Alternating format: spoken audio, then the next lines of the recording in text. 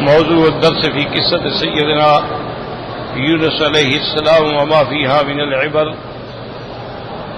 سورة القلم، تفسير ابن كثير۔ الحمد لله رب العالمين، والصلاة والسلام على أشرف الأنبياء وسيد المرسلين سيدنا محمد وعلى آله وأصحابه أجمعين۔ اللهم صل على سيدنا محمد وعلى آل سيدنا محمد كما صليت على إبراهيم وعلى آل إبراهيم في العالمين إنك حميد مجيد۔ أعوذ بالله من الشيطان الرجيم، بسم الله الرحمن الرحيم۔ فاصبر لحكم ربك ولا تكن كصاحب الحوت إذ نادى وهو مكظوم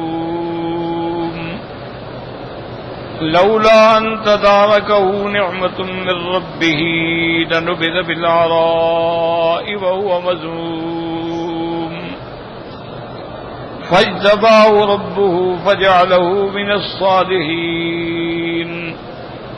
وإن يكاد الذين كفروا ليزلقونك بأبصارهم لما سمعوا الذكر ويقولون إنه لمجنون وما هو إلا ذكر للعالمين۔ قال المؤلف والمفسر رحمه الله تعالى: أدام النفع بعلومه وعلومكم في الدارين آمين، إلى أن قال: يقول تعالى: فاصبر يا محمد صبر على قومك لتكذيبهم فإن الله سيحكم لك عليهم ويجعل العاقبة لأتباعك في الدنيا والآخرة۔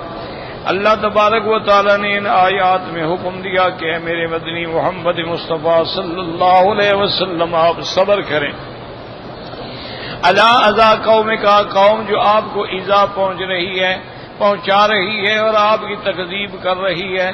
فإن اللہ سیحکم لک علیہم، اللہ تبارک و تعالیٰ آپ کی طرف سے بدلہ لیں گے۔ وَيَجْعَلُ الْعَاقِبَةَ وَلِأَتْبَاعِكَ فِي الدُّنْيَا وَالْآخِرَةِ، دنیا اور آخرت میں انجام کار آپ کی اور آپ کی اتباع کرنے والوں کی کامیابی ہوگی۔ وَلَا تَكُنْ كَصَاحِبِ الْحُوتِ یعنی ذی النُّونِ وَهُوَ یونس بن متى علیہ السلام حین ذهب مغاضبا علی قومه فقال من أمره ما كان من ركوبه في البحر والتقام الحوت له وشرود الحوت به في البحار وظلمات غمرات اليم وسماعه تسبيح البحر بما فيه للعلي القدير الذي لا يرد ما أنفذه من التقدير فحينئذ نادى في الظلمات۔ اللہ نے فرمایا میرے محبوب آپ ایسے نہ ہوں جیسے صاحب الحوت۔ اس سے کون مراد ہیں؟ یعنی حضرت ذنون یونس ابن متى علیہ السلام حین ذهب مغاضبا علی قومه، جب اپنی قوم سے ناراض ہو کے وہ چلے گئے اور اس کے بعد پھر دریا میں جا کے کشتی پہ سوار ہوئے، پھر کشتی سے دریا میں آپ نے خود اپنے آپ کو گرایا اور مچھلی نے آپ کو اپنے پیٹ میں لے لیا اور پھر مچھلی نے پورے بہار پورے دریاؤں کے اندر سیر کرائی۔ وظلمات غمرات الیم میں، اور اندھیرے جو ہیں دریا کی موجوں کے بھی اندھیرے۔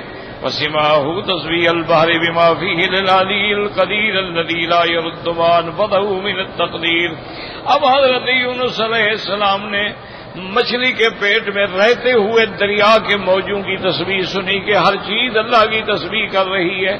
وَإِن مِّن شَيْءٍ إِلَّا يُسَبِّحُ بِحَمْدِهِ، جیسے اللہ فرماتے ہیں کائنات میں کوئی ایسی چیز نہیں جو اللہ کی تسبیح بیان نہ کرتی ہو، چاہے ہوا ہے، پانی ہے، بادل ہے، جانور ہیں، حشرات ہیں، ہر چیز اللہ کی تسبیح کرتی ہے۔ وَلَٰكِن لَّا تَفْقَهُونَ تَسْبِيحَهُمْ، تم ان کی تسبیح کو سمجھ نہیں سکتے ہو، کیونکہ انسانوں کی تسبیح الگ ہے، جنات کی الگ ہے، فرشتوں کی الگ ہے، حیوانات کی الگ ہے، نباتات کی الگ ہے، معدنیات کی الگ ہے، ہواؤں کی بہار کی الگ ہے۔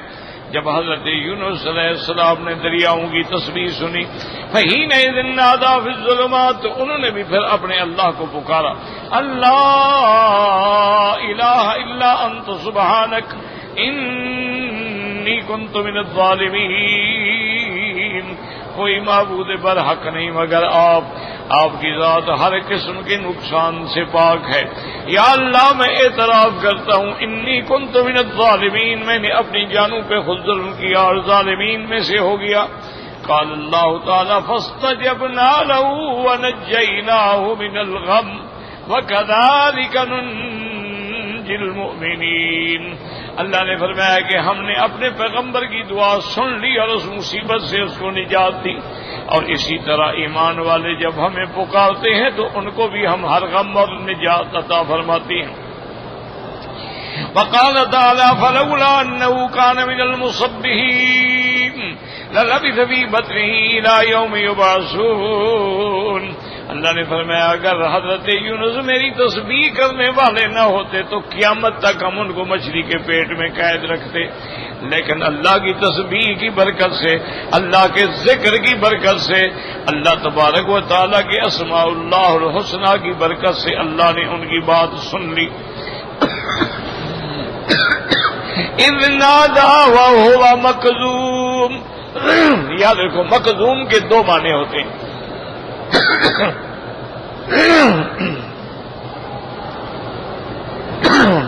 ایک تو مکذوم کا معنی ہے غم میں بھرا ہوا یا غصے کو دبایا ہوا، والکاظمین الغیظ والعافین عن الناس، اور ایک مکذوم کا معنی ہوتا ہے مغموم، یعنی آپ بالکل غم میں بھرے ہوئے تھے۔ قال ابن عباس ومجاہد والسدی، حضرت ابن عباس، حضرت مجاہد، حضرت فرماتے ہیں مکذوم معنی مغموم۔ وقال عطاء الخراسانی وابو مالک مکروب، ایک ہی معنی ہے، یعنی آپ مصیبت میں تھے، آپ غمگین تھے۔ وقد قدمنا فی الحدیث انه لما قال لا الہ الا انت سبحانک انی کنت من الظالمین خرجت الکلمۃ تہن حول العرش فقالت ملائکہ یا رب ھذا صوت ضعیف معروف من بلاد غریبۃ۔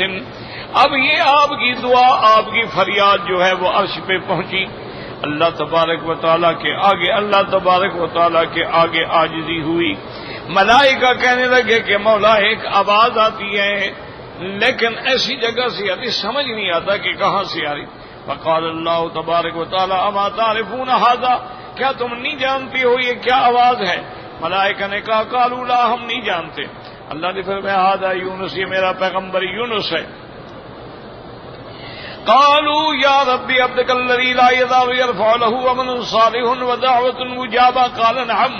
قالوا افلا ترحم ما كان يعمل في الرخاء فننجيه من البلاء فامر الله لوط والقاه بالأراء۔ اب فرشتوں نے پوچھا کہ یا اللہ یہ کیا آواز ہے؟ اللہ نے فرمایا تم نہیں جانتے، یہ میرا پیغمبر حضرت یونس علیہ السلام ہے، مچھلی کے پیٹ میں ہے، یہ ان کی آواز آ رہی ہے۔ اب فرشتوں نے عرض کیا کہ یا ربی عبدک الذی لا یزال، حضرت یونس تو تیرا وہ بندہ ہے، تیرا عبد صالح ہے جس کے ہمیشہ اعمال صالحہ جو ہیں وہ آسمانوں کی طرف آتے رہے ہیں اور ہمیشہ آپ سے وہ دعائیں کرتا رہا ہے۔ مہربانی فرمائیں جو اس نے آسانی میں آپ کے لیے ذکر کیا، تذکیر کی، تسبیح کی ہے، اب مصیبت میں ہے تو آپ اس کو مصیبت سے نجات عطا دلائیں۔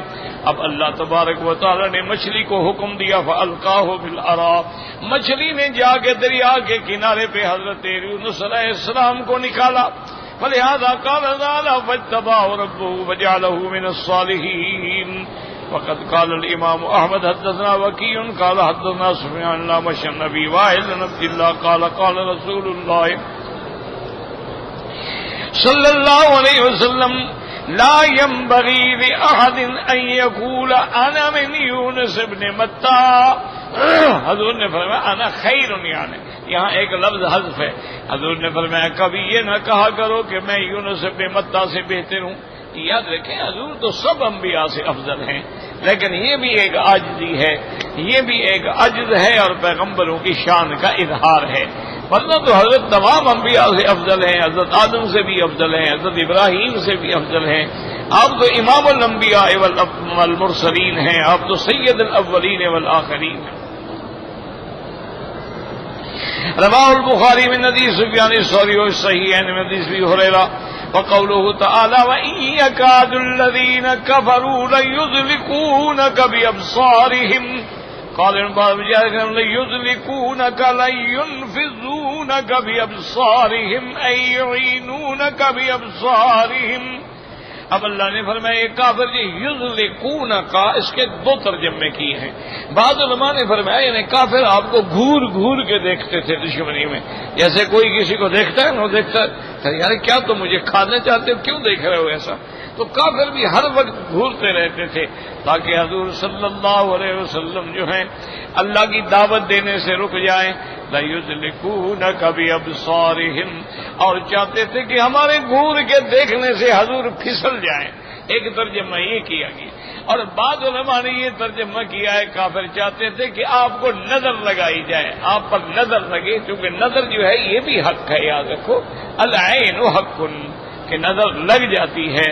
اور اس کا علاج یہ ہے کہ آدمی فوراً کہے ماشاء اللہ لا حول ولا قوت الا باللہ العلی العظیم، تو اللہ بچا لیتے ہیں. ورنہ نظر جو ہے یاد رکھو بالکل حق ہے، اور اس کا قرآن پاک کے اندر بھی ذکر موجود ہے کہ حضرت یعقوب علیہ السلام نے اپنے بیٹوں سے کہا تھا کہ لا تدخلوا من باب واحد وادخلوا من ابواب متفرقہ.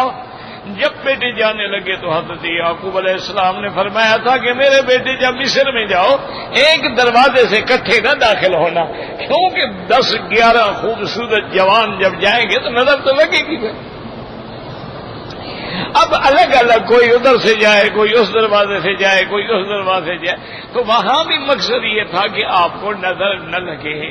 اور اسی طرح محاورات عرب میں بھی ہے کہ العین جو ہے یہ اونٹ کو فوراً دیگچے میں پہنچا دیتی ہے اور بندے کو قبر میں پہنچا دیتی ہے. یہ نظر ایسی بلا ہوتی ہے، اللہ معاف کرے. اچھا، ایک نظر کا علاج حضور پاک نے بھی فرمایا ہے. اگر آپ کو پتہ لگ جائے نا کہ اس بندے کی نظر لگی ہے تو اس سے کہیں کہ فوراً وضو کرے یا غسل کرے کسی برتن میں، وہ پانی اس بندے پہ ڈال دیں جس میں نظر لگی ہے تو فوراً ٹھیک ہو جاتا، اسی وقت ٹھیک ہو جاتا. یہ حضور پاک کے ایک صحابی تھے، وہ غسل فرما رہے تھے. ایک بندے نے دیکھا، اس نے کہا یار ایسا خوبصورت جوان تو میں نے دیکھا ہی نہیں، وہ بیچارہ گر گیا. آپ کو بتلایا گیا، ہمیں قتل تحقیق کا، تم نے اپنے بھائی کو مار ڈالا ہے. کیا کہا ہے تم نے اللہ کے بندے؟ اگر کوئی اچھی چیز نظر آئے فوراً کہو ماشاء اللہ ماشاء اللہ ماشاء تبارک اللہ، اللہ کا نام لو. یہ کیا کہ ہائے یہ کتنا خوبصورت ہے. تو آپ نے فرمایا جلدی کرو غسل کرو. اس نے پانی میں آپ نے فرمایا پانی اس پہ ڈالو. صحابہ کہتے ہیں وہ پانی ہم نے جب ڈالا تو ایسے کھڑا ہو گیا جیسے کسی کو جکڑا ہوا ہو اور کھڑا ہو جائے. وہ نظر کا اثر جو تھا وہ فوراً ختم ہو گیا.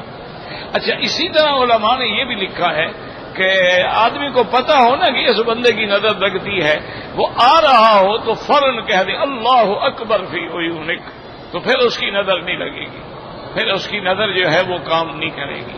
اچھا، اسی طرح علماء نے یہ بھی لکھا ہے کہ یہ سورۃ القلم کی جو آخری آیت ہے وَإِن يَكَادُ الَّذِينَ كَفَرُوا لَيُزْلِقُونَكَ بِأَبْصَارِهِمْ لَمَّا سَمِعُوا الذِّكْرَ وَيَقُولُونَ إِنَّهُ لَمَجْنُونٌ وَمَا هُوَ إِلَّا ذِكْرٌ لِّلْعَالَمِينَ. یہ پڑھی جائے تو نظر سے آدمی بچ جاتا ہے، اور جس پہ نظر کا اثر ہو اس پہ پڑھ کے دم کریں، پانی پہ دم کریں تو انشاءاللہ اس سے بھی اثر جو ہے وہ زائل ہو جاتا ہے. اور اسی طرح سے ہر نماز کے بعد 3 دفعہ بسم اللہ الرحمن الرحیم سورۃ اخلاص، پھر بسم اللہ الرحمن الرحیم سورۃ الفلق، پھر بسم اللہ الرحمن الرحیم سورۃ الناس پڑھ کے دم کر کے سارے بدن پہ پھیر دیا کریں، اور بچوں میں بھی دم کر دیا کریں تو اللہ تبارک و تعالیٰ ان کو شرور الانس والجن اور نظر وغیرہ سے محفوظ رکھتے ہیں. تو یہ یعنی علاج جو ہے یہ قرآن سے ہے اور اس میں کوئی شک نہیں ہے، کوئی شبہ نہیں ہے. اور لیکن خدا کی شان یہ ہے، یاد رکھو کہ وہ ایک دفعہ حضرت ابن عباس سے کسی اب فرمایا کہ اذا جاء القدر عمی البصر، ہر میں خدا کے بندے جب تقدیر آئے نا تو آدمی اندھا ہو جاتا ہے، پڑھنا ہی بھول جاتا ہے، وہ پڑھا ہی نہیں جاتا. جس دن اللہ نے تقدیر کا فیصلہ لکھ دیا ہے تو وہ کبھی بھی، جیسے کہ حضور نے فرمایا آیاتان امانان لامتی من الغرق والحرق، آپ نے فرمایا یہ 2 آیتیں ہیں میری امت کے لیے امان ہیں، حضرت ابن عباس فرماتے تھے کہ یہ 2 آیتیں پڑھ کر جو بندہ گاڑی میں، ہوائی جہاز میں، بحری جہاز میں کسی سواری پہ سوار ہو، وہ فرماتے تھے اگر اس کا حادثہ ہو جائے اور وہ مر جائے تو اس کی دیت قیامت میں ادا کروں گا۔ اور وہ آیتیں کون سی تھی؟ وما قدر اللہ حق قدرہ والارض جميعا قبضتہ یوم القیامۃ والسماوات مطویات بیمینہ سبحانہ وتعالی عما یشرکون۔ اور دوسری آیت قال ارکبوا فیہا بسم اللہ مجریہا ومرساہا ان ربی لغفور الرحیم۔ اور اس کے بعد سبحان الذی سخر لنا ھذا وما كنا له مقرنین انا الی ربنا لمنقلبون۔ جب بھی سواری پہ پڑھیں 3 دفعہ 7 دفعہ یہ پڑھ لیں، کبھی حادثہ نہیں ہوگا، اور خدا نہ کرے حادثہ ہو جائے تمہیں کبھی نقصان نہیں ہوگا۔ یعنی حضرت ابن عباس جیسا بندہ ایسے تو نہیں فرما رہا ہے۔ اچھا، لیکن اگر حادثہ اللہ لکھ چکے ہیں تو آپ کو پڑھا ہی نہیں جائے گا، آپ کو پڑھنے ہی بھول جائے گا، تو اللہ کے ہاتھ میں ہے۔ لیکن عمل بھی کرتے رہیں اور تقدیر پر ایمان بھی رکھیں کہ تقدیر ہے، لیکن جو حکم ہے حضور پاک ہر نماز کے بعد یہ صورتیں پڑھ کے ہاتھوں پہ دم کر کے اور سارے بدن پہ آپ ہے، یعنی سرکار دو عالم صلی اللہ علیہ وسلم۔ تو بعض کافروں نے کوشش کی کہ حضور کو بھی نظر لگائی جائے۔ اچھا، ان میں بھی کچھ کافر جو تھے نا جی، وہ معروف تھے نظر لگانے میں۔ ہمارے ملک میں بھی ہوتے ہیں، بعض لوگ ہوتے ہیں معروف ہوتے ہیں، اور لوگ بیچارے ان سے ڈرتے ہیں کہ کہیں ہمارے بچے کو نہ دیکھ لے، کہیں وہ اچھا جانور نہ دیکھ لے، یہ دعا کہے گا تو کیا۔ تو بہرحال انہوں نے وہ بندے جو ہیں قبیلہ بنی اسد ایک قبیلہ تھا، اس کے کچھ لوگ تھے جو نظر لگانے میں بڑے مشہور تھے۔ اچھا، وہ جب سخت نظر ہو تو پھر 2-3 دن بھوکے رہتے تھے، پھر نظر لگاتے تھے۔ تو وہ نظر پھر ایسے لگتی تھی کہ بس بندہ ختم ہو جاتا تھا۔ تو انہوں نے ان کو تیار کیا، وہ 3 دن بھوکے بھی رہے اور آگے نظر لگانے کی کوشش کی، لیکن اللہ پاک نے حضور صلی اللہ علیہ وسلم کو محفوظ رکھا۔ تو بعض علماء یہ بھی فرماتے ہیں لَيُدْرِكُونَكَ بِأَبْصَارِهِمْ، یعنی وہ آپ کو اپنے آنکھوں کے ذریعے سے نظر لگانا چاہتے تھے۔ بہرحال وہ پہلا معنی جو ہے نا وہ کچھ زیادہ دل کو لگتا ہے، اللہ عالم، کہ بھئی وہ بڑا گھور کے بغض کی نظر سے دیکھتے تھے۔ کیوں؟ نظر تو تب لگے گی نا جب آپ کسی چیز کو اچھا سمجھیں کہ بھئی یہ خوبصورت ہے، یہ کمال ہے، ایسا خوبصورت بندہ۔ وہ تو حضور سے دشمنی کرتے تھے، حضور کو تو نہیں مانتے تھے، وہ ان کی نظر کیسے لگے گی؟ یا تو بعض علماء نے کہا نہیں مانتے تھے باعتبار نبی ہونے کے، لیکن جمال تو مانتے تھے، کمال تو مانتے تھے، صداقت تو مانتے تھے، امانت تو مانتے تھے، دیانت تو مانتے تھے، اور جہاں جہاں سے حضور گزر جاتے تھے تو کافر بھی کھڑے ہو کے دیکھا کرتے تھے۔ بلکہ جب حضور کے والد کی شادی ہوئی نا عبداللہ کی، تو ایک عورت نے دیکھا اور خود کہا عبداللہ سے کہ میرے ساتھ شادی کرنا چاہتے ہو؟ تو حضرت عبداللہ حیران ہو گئے کہ یہ تو فلاں قبیلے کے سردار کی بیٹی ہے، اس کے لیے تو بڑے بڑے قبیلے کے سرداروں نے رشتے بھیجے ہیں، نہیں مانی ہے، اور یہ کیا کہہ رہی ہے؟ تو عبداللہ نے آ کے اپنے بابا سے عبد المطلب سے کہا، انہوں نے کہا اللہ کے بندے پھر تم دیر کر رہے ہو، کل ہی کل چلو رشتہ لے لو، ایسا رشتہ کہاں ملے گا؟ دوسرے دن جب گئے تو عبد المطلب بھی ساتھ تھے، اور اس کے والدین سے کہا کہ بھائی کل تمہاری لڑکی نے خود کہا تھا اس لیے ہم آئے ہیں۔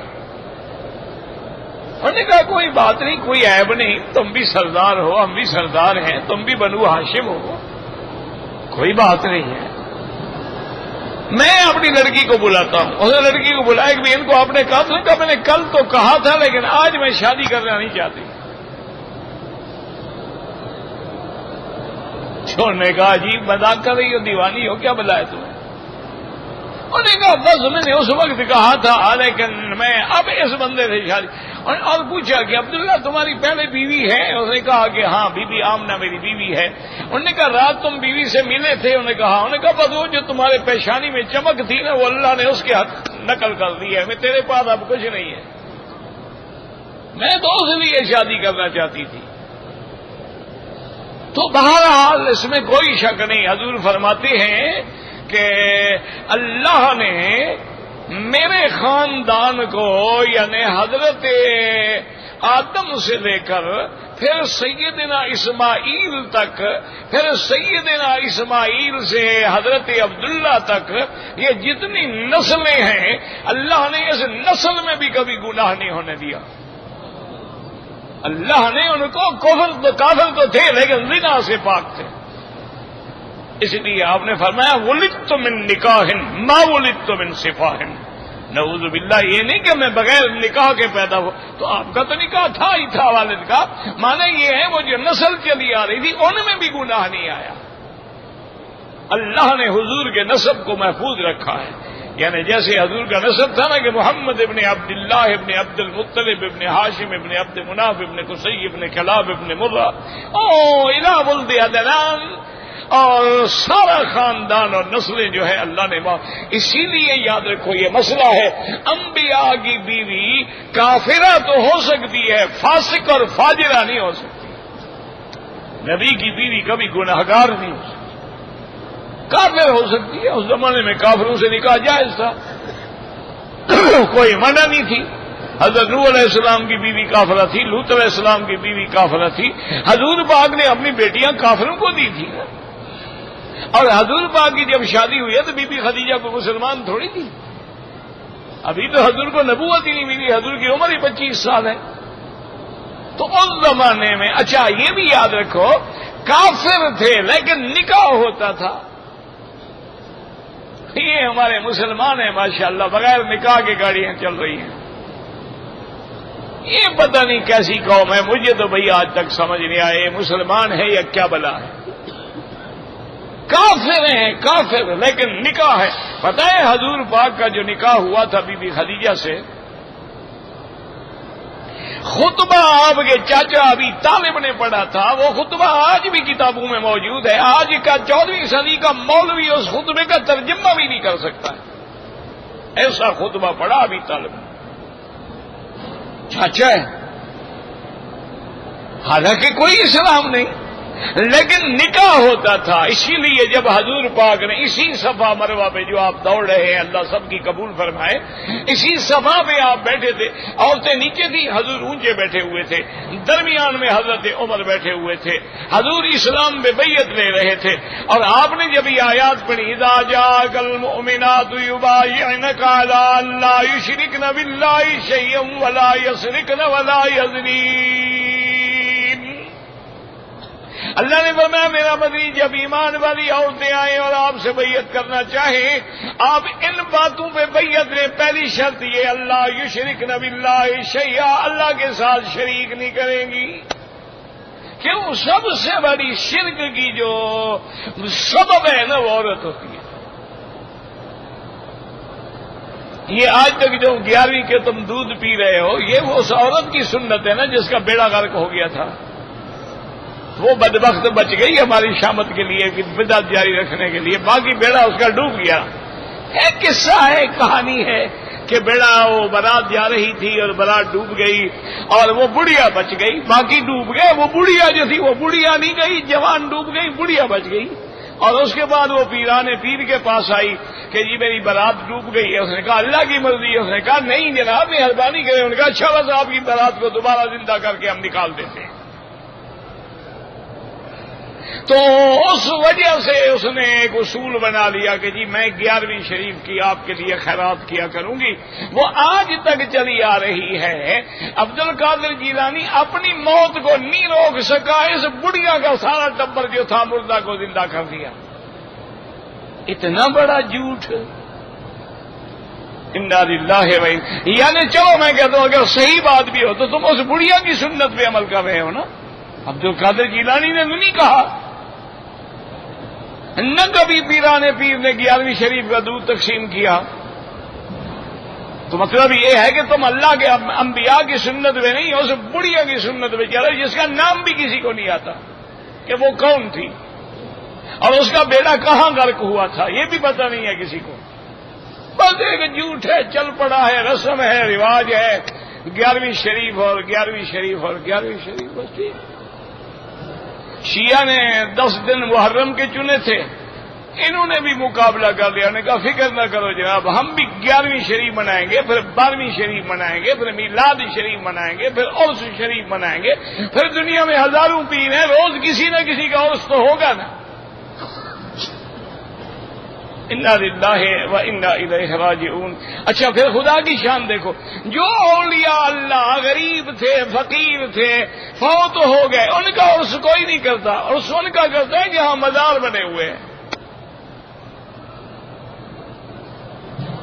بھئی جو اللہ والے فوت ہو گئے ان غریبوں کا بھی تو کرو نا، ان کا کوئی نہیں کرتا۔ عرس ان کا ہے جن کے نام پہ روضے بنے ہیں، عرس ان کا ہے جن کے نام پہ انگریز نے جاگیریں دی ہیں، عرس ان کا ہے جن کے نام پہ لوگوں کو وظیفے ملے ہیں، عرس ان کے منائے جاتے ہیں ماشاءاللہ جن کی بڑی بڑی گدیاں ہیں اور گدی نشین ہیں اور مجاور ہیں یا اولادیں ہیں، ماشاءاللہ ساری شرابی کبابی ہیں۔ انا للہ و انا الیہ راجعون ولا نقول الا لا حول ولا قوت الا باللہ العلی العظیم۔ اور کیا کہہ سکتا ہے بندہ اللہ کا؟ تو اس لیے ہمیشہ یاد رکھیں کہ ہر چیز جو ہے وہ تسبیح کہہ رہی ہے، اور یہ آیت کریمہ جو ہے یاد رکھو یہ ایک سیر اعظم ہے، یہ اسم اعظم ہے۔ تو میں عرض کر رہا تھا کہ جب حضور نے بیویوں سے کہا کہ بھی وعدہ کرو شرک نہیں کریں گی، ان کا نہیں کریں گے، ولا یسرقنا، چوری نہیں کریں گے، کیوں کہا؟ یہ شرط عورت سے کیوں لے گئی؟ عورت تو چور ہوتی نہیں الا قلیل۔ بھئی عورت جو چور ہے وہ تو ہزاروں میں ایک ہوگی، تو یہاں ہر عورت سے وعدہ لیا جا رہا ہے کہ چوری نہیں کریں گی، معنی یہ ہے کہ خاوند کا مال چرا کے اپنے گھر نہیں بھیجے گی۔ یہ مرض ہر عورت میں ہوتی ہے کہ خاوند سے پوچھے بغیر بھائی کو دے دیا، بہنوں کو دے دیا، اس کو دے دیا، سہیلیوں کو دے دیا، فلاں کو دے دیا، یہ چوری ہے، حرام ہے خاوند کے بغیر ایک پیسہ خرچ کرے۔ اب حضور نے تیسری شرط رکھی ولا یزنی، اور یہ بھی وعدہ کرو کہ زنا نہیں کرے گی۔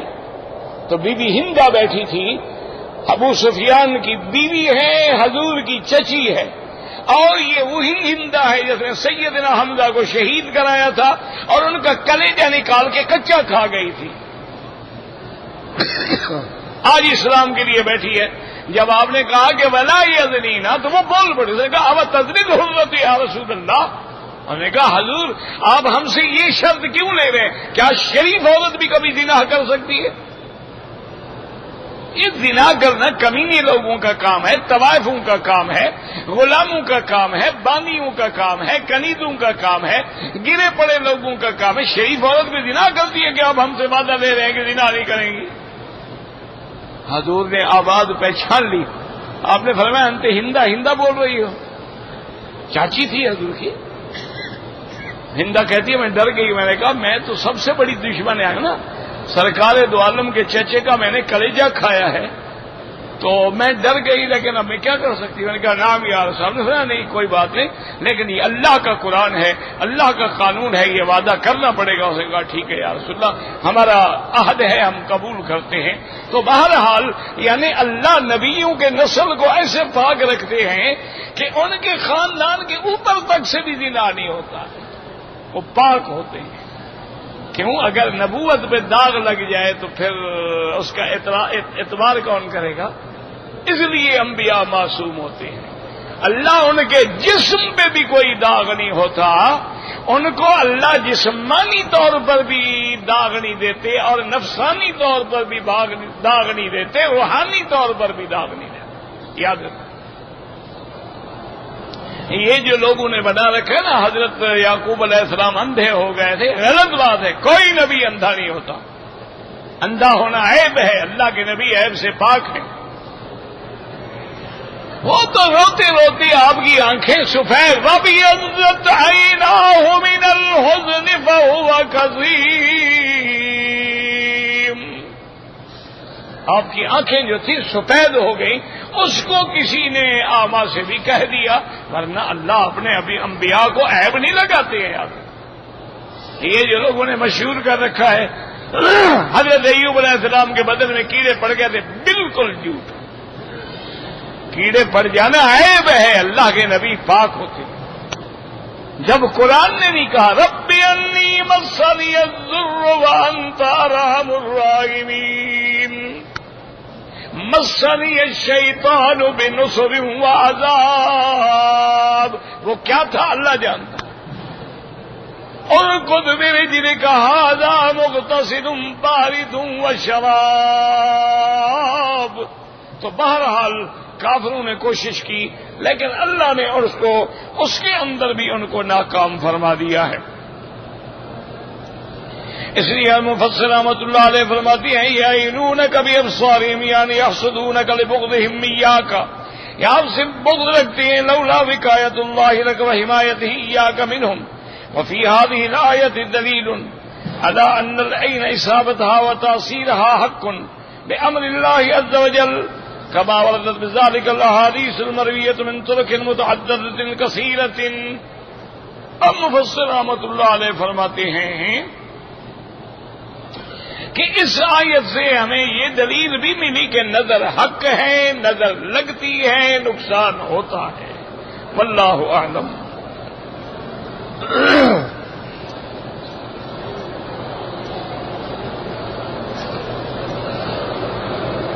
کہتے جی کہ مکے میں رہتے ہوئے میاں بیوی آپس میں مل سکتے ہیں نہ. یہ مکے میں جو بچے پیدا ہوتے ہیں اوپر سے گرتے ہیں. عجیب بات. اب دیکھو کیسے لوگ ہیں، یعنی عمرے پہ آنے کے بعد بیوی نہیں رہی، یعنی طلاق ہو گئی. اچھا فائدہ ہوا عمرے کا، بیوی بھی گئی. انا للہ. بھائی تمہاری بیوی ہے، عمرے سے فارغ ہوا ہے، کیوں نہ ملو بھائی.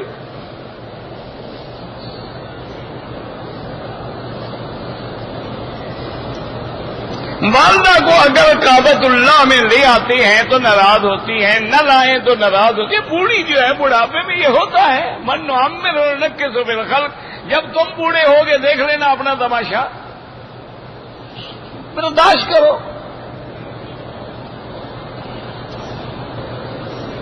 حجر اسود کو بوسہ دینے کے لیے لوگوں کو دھکے دیتے ہیں، بالکل حرام ہے.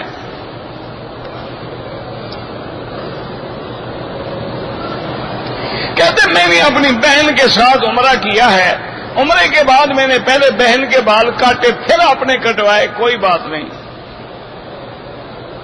بعض لوگ چہرے پہ تھوڑی داڑھی رکھتے ہیں، یہ فیشن ہے، داڑھی نہیں ہے.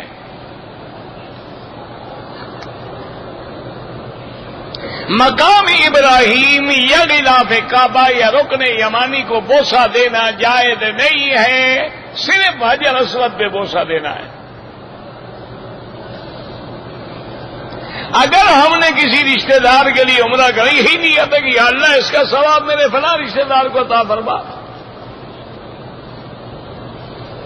بہرحال خانہ کعبہ کی یا مقام ابراہیم کی یا مسجد الحرام کی تصویر بنانا جائز ہے، لیکن شرط یہ ہے کہ بندوں کی تصویر نہ آئے اندر میں.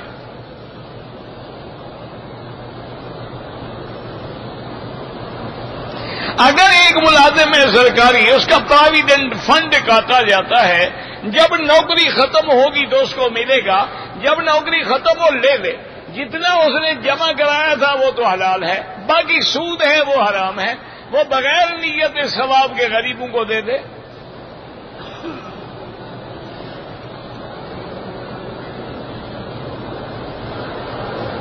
آپ نے فرمایا کہ آدم علیہ السلام پہلے کعبے میں آئے، اور ہم نے تو سنا پہلے کعبہ ابراہیم نے بنایا. ابراہیم بیٹا ہے، باپ ہے آدم کا. اتنا بھی عقل نہیں ہے تمہیں. انا للہ و انا الیہ راجعون. ابراہیم باپ ہے، آدم کو باپ پہلے آئے گا، بیٹا پہلے آ گیا بنانا کعبے. اور سب سے پہلے کعبہ اللہ کے حکم سے بنا ہے، پھر ملائکہ نے بنایا ہے، پھر آدم نے بنایا ہے، پھر ادریس نے بنایا ہے، پھر شیش نے بنایا ہے. ابراہیم نے تو بہت بعد میں بنایا.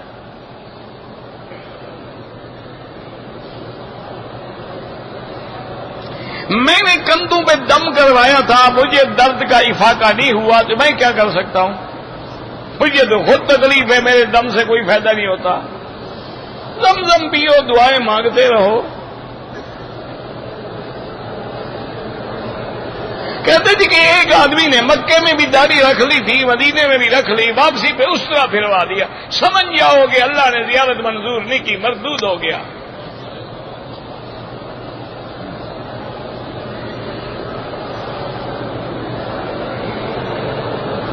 بڑا طواف وہ ہوتا ہے جو فرض ہوتا ہے حج میں۔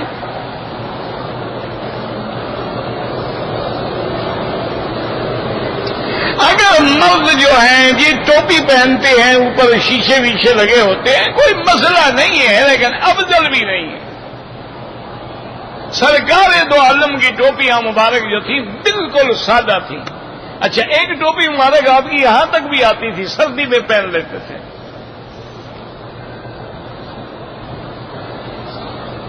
مغرب کی اذان سے پہلے اگر روزہ ہو تو دعا کا اہتمام کیا جائے کہ افطار کے وقت دعا منظور ہوتی ہے، یا جمعہ کا دن ہو تو عصر سے لے کر مغرب تک دعا منظور ہوتی ہے۔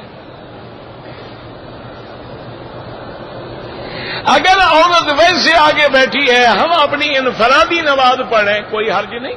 معنی یہ ہے فرض نماز میں آگے نہ ہو۔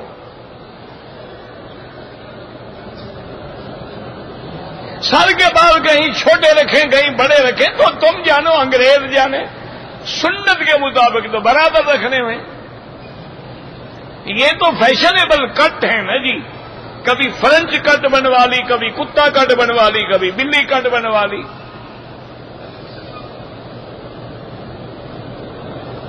مرد اپنے جسم کے سینے کے بال نکال لے، لاکھ دفعہ نکالو، انشاءاللہ بعد میں کانٹے بن کے نکلیں گے۔ تجربہ کرو۔ داڑھی پورے سینے تک ہونی چاہیے۔ داڑھی منڈانے والا فاسق و فاجر ہے، کافر نہیں ہے۔ عمرہ بھی ہوگا، حج بھی ہوگا، لیکن وہ اس کا گناہ اپنا ہے۔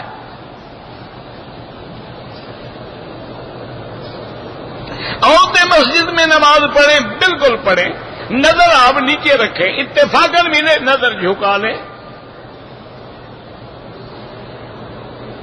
عورتوں کے پورشن میں وہاں پردے کی کوئی ضرورت نہیں، آگے پیچھے عورتیں بیٹھی ہیں، نقاب ہٹا دے۔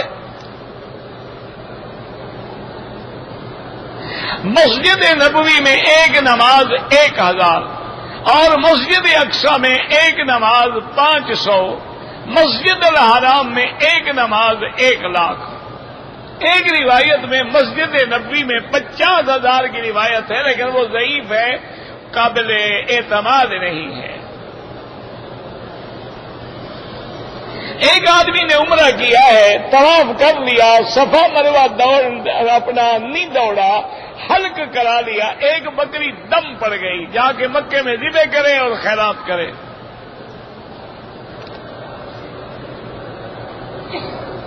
مجھے والد خواب میں نظر آئے تھے، اچھی بات ہے، کسی کو بتانے کی کیا ضرورت ہے؟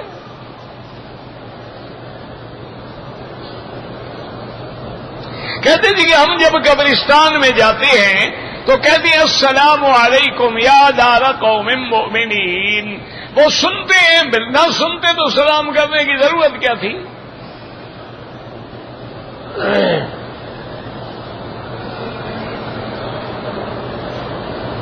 میلاد کرانا جو ہے بدعت ہے۔ یا رسول اللہ، یا محمد کا نعرہ لگانا شرک ہے، یا حرف ندا ہے، صرف اللہ کے لیے ہے۔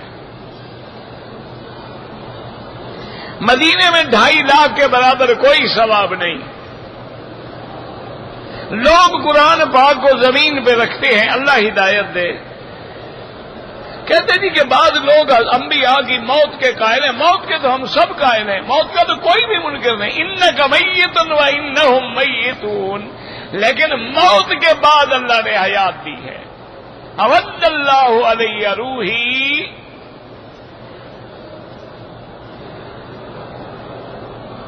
نمازی کے آگے حرم بھی نہ گزرے، اگر مجبوراً گزرنا پڑے تو سجدے کی جگہ سے دور ہو کے گزرے، سجدے والی جگہ پہ قدم نہ دیں، کوشش کریں کہ نہ گزریں۔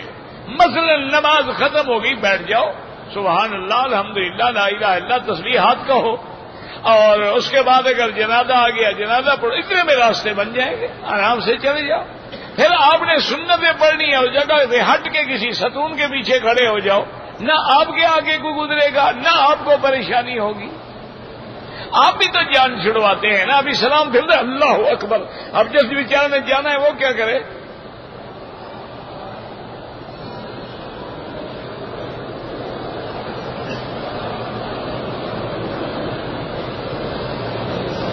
بھائی طواف وغیرہ یا عمرہ ان لوگوں کے لیے جو فوت ہو گئے اور تمہارے اقارب و رشتہ دار ہیں، ورنہ اپنے لیے کر کے دعا کرو کہ یا اللہ اس کا ثواب فلاں کو عطا فرما۔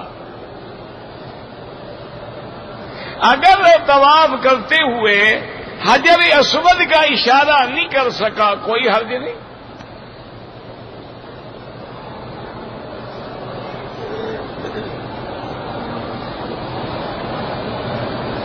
کہتے تھے کہ حجر اسود پر عورتوں کی بھی بڑی بھیڑ ہوتی ہے، اگر ہم بوسہ دیتے ہیں تو عورتوں سے بدن ٹکراتا ہے تو نہ دو نا، کس نے کہا ہے دو؟ جب بوسے کے قائم مقام حضور نے فرما دیا اشارے کا وہی ثواب ہے جو بوسے کا ہے، تو تم نے ضروری عورتوں سے ٹکرانا ہے؟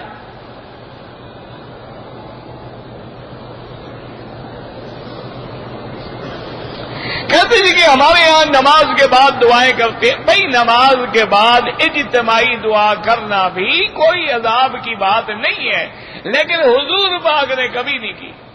آپ نے ہمیشہ انفرادی دعا کی ہے، دعا سب کرتے تھے، تمام صحابہ کرتے تھے، لیکن ہاتھ اٹھا کے باقی آمین کہیں یہ حضور سے ثابت نہیں ہے۔ جو لوگ کرتے ہیں وہ یہ کہتے ہیں کہ بھئی یہاں تو ثابت نہیں ہے، لیکن یہ تو ثابت ہے کہ اللہ کا ہاتھ جماعت پہ ہوتا ہے، اور یہ تو ثابت ہے کہ حضور نے بارش میں ہاتھ کھڑے کر کے دعائیں مانگی ہیں اور سارے لوگ ساتھ دعا مانگ رہے تھے، تو اگر مانگ لیتے ہیں تو اصل تو موجود ہے نا۔ تو اس لیے اصل مسئلہ یوں سمجھو، کبھی مانگا کرو کبھی نہ مانگا کرو، کبھی ہاتھ اٹھایا کرو کبھی نہ اٹھائے، تاکہ ساری حدیثوں پہ عمل ہو جائے۔ لیکن ہمارے یہاں تو ضد ہو گئی ہے نا، بعض مسجدوں میں ہر حال میں دعا بھی 3 دفعہ کریں گے، 1 دفعہ بھی نہیں۔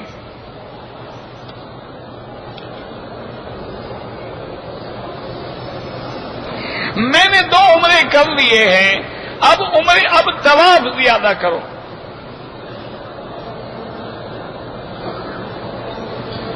بہرحال حرم میں لوگوں کے آگے نماز میں نہ گزرے۔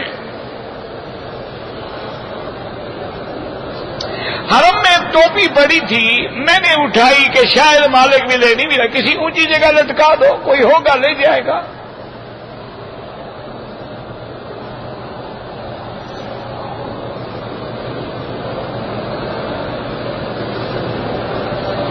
میرا بھائی یاد رکھو کہ اگر کوئی آدمی جدے میں رہتا ہے یا جدے گیا تھا بغیر احرام کے آیا ہے تو اس پہ دم نہیں ہوگا، چونکہ جدہ ہل ہے، میقات نہیں ہے۔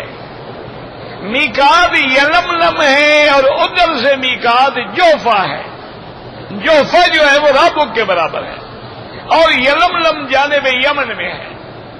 اگر جدے سے آ گیا احرام نہیں باندھا کوئی بات نہیں۔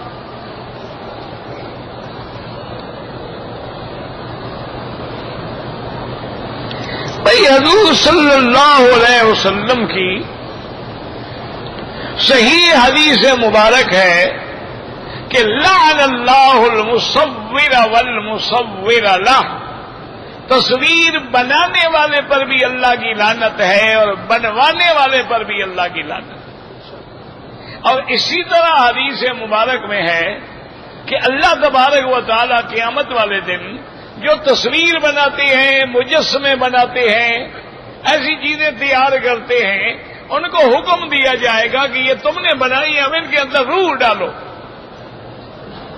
اب روح کیسے ڈالے، کہاں سے ڈالے؟ حکم اگر یا روح ڈالو یا جہنم جاؤ، تو پھر اس کو جہنم میں ڈال دیا جائے گا۔ ایک ہے تصویر بذریعہ ہے مجبوری کے، پاسپورٹ بغیر تصویر کے نہیں بنتا، آئیڈینٹی کارڈ بغیر تصویر کے نہیں بنتا، اور کوئی ملک اپنے ملک میں نہیں آنے دیتے جب تک تصویر لگا کے اپلیکیشن دیں گے، ویزا دیں گے. تو وہ معذوری ہے، مجبوری ہے، بغیر مجبوری کے نہ بنوائے. بغیر مجبوری کے تصویریں بنانا آج کل تو اللہ معاف کرے، ہم نے اللہ کے کعبے کو اسٹیڈیو بنا دیا ہے. ہر جگہ ویڈیو بن رہے ہیں، تصویریں بن رہی ہیں، اور بدنصیبی یہ ہے کہ عورتیں تصویریں بنا بھی رہی ہیں، بنوا بھی رہی ہیں. انا للہ وانا الیہ راجعون ولا نقول الا لا حول ولا قوت الا باللہ العلی العظیم. دیکھیں کہ سیدہ عائشہ صدیقہ رضی اللہ عنہا، بی بی عائشہ نے حضور پاک سے پوچھا کہ یا رسول اللہ صلی اللہ علیہ وسلم، آپ نے فرمایا ہے کہ لوگ قیامت میں جب اٹھیں گے تو ان کے بدن پہ کپڑا بھی نہیں ہوگا، جوتا بھی نہیں ہوگا، وہ ایسے قبروں سے کھڑے ہوں گے. تو یا رسول اللہ کا بہت بڑا مسئلہ یہ ہے کہ قبرستان میں ادھر عورت ہے، ادھر مرد ہے، ادھر مرد ہے، ادھر عورت ہے، ادھر عورت ہے، ادھر مرد ہے. تو اب جب وہ بغیر کپڑوں کے کھڑے ہوں گے تو اس دن پردے کا کیا ہوگا؟ یعنی بی بی عائشہ کو قیامت والے دن بھی پردے کا فکر ہے. حضور صلی اللہ علیہ وسلم نے فرمایا عائشہ کیا کہہ رہی ہو؟ وہ دن ایسا ہوگا کہ لوگوں کی طاقت ہے کہ دوسرے پہ نظر ڈالیں گے، وہ تو بالکل اس حال میں ہوں گے کہ یا نظریں جھکی ہیں تو اٹھ نہیں سکے گی، اگر پھٹی ہیں تو جھک نہیں سکے گی. وہ تو دن ایسا ہوگا، تم کیا سوچ رہی ہو؟ اس دن کسی کی جرت ہے کہ دوسرے پہ نظر ڈالے؟ تو ان پاک بیویوں کو تو قیامت میں بھی پردے کا خیال ہے. حضور پاک نے حضرت عمر سے خود فرمایا کہ جنت میں نے تیرا گھر دیکھا، میں اندر جانا چاہتا تھا لیکن تیرے گھر کے دروازے پہ ایک عورت بیٹھے وضو کر رہی تھی. میں نے جبریل سے پوچھا کہ یہ کون ہے؟ انہوں نے کہا حضرت عمر کا محل ہے اور یہ حضرت عمر کی بیوی ہے حور عین میں سے. فرمایا عمر مجھے تیری غیرت یاد آ گئی، میں اندر نہیں گیا. آج کہاں ہے جناب وہ غیرت؟ انا للہ و انا الیہ راجعون. طواف اپنے لیے کرو، دوسروں کے لیے دعائیں مانگو. کہتے جی کہ میرا ایکسیڈنٹ ہوا، دانت ٹوٹ گئے، میں نے دانت دوسرے لگوائے ہیں. تو کوئی بات نہیں، وضو ہو جاتا ہے، کیوں نہیں ہو جاتا ہے؟ کوئی بات نہیں، وضو ہوتا ہے، غسل ہوتا ہے، سب کچھ ہوتا ہے. اللہم صلی علی سیدنا محمد وعلی آل سیدنا محمد وبارک وسلم. یا حی یا قیوم یا ذا الجلال والاکرام، یا ذا الجلال والاکرام، یا ذا الجلال والاکرام. یا اللہ عالم اسلام کی عزت و غلبے کا فیصلہ فرما. یا اللہ کفار کی ذلت آمیز شکست کا فیصلہ فرما. یا اللہ مجاہدین کی قدم قدم پہ نصرت فرما. یا اللہ اپنے نام لیواؤں کی لاج رکھ لے میرا مولا. یا اللہ العالمین اگر آپ نے مسلمانوں کی مدد نہ کی تانا دیں گے بت کے مسلم کا خدا کوئی نہیں. یا اللہ بیماروں کو شفا عطا فرما، بے حیاؤں کو حیا عطا فرما، بے دینوں کو دین عطا فرما، بے اولادوں کو اولاد عطا فرما، جن کی اولادیں ہیں ان کو صالح بنا، بے روزگاروں کو روزگار عطا فرما، قرض داروں کے قرض عطا فرما. یا اللہ ہمیں مانگنا نہیں آتا، بغیر مانگے عطا فرما. یا اللہ جو تیرے دین میں لگے ہوئے ہیں، درس ہے، تدریس ہے، تبلیغ ہے، دعوت ہے، سب کی قدم قدم پہ نصرت فرما. یا اللہ مسلمان جس ملک میں ہیں ان کی جان مال آبرو عزت کی حفاظت فرما. یا اللہ مسلمان عرب میں ہے، عجب میں ہے، ہندوستان میں ہے، اراکان میں ہے، برگما میں ہے، بنگلہ دیش میں ہے، پاکستان میں ہے، افغان میں ہے، جس ملک میں ہے اس کی جان مال آبرو عزت کی حفاظت فرما. ربنا آتنا فی الدنیا حسنۃ وفی الآخرۃ حسنۃ وقنا عذاب النار. صلی اللہ تعالی علی خیر خلقہ سیدنا محمد وعلی آلہ وصحبہ اجمعین. اللهم صل علی سیدنا محمد وعلی آل سیدنا محمد.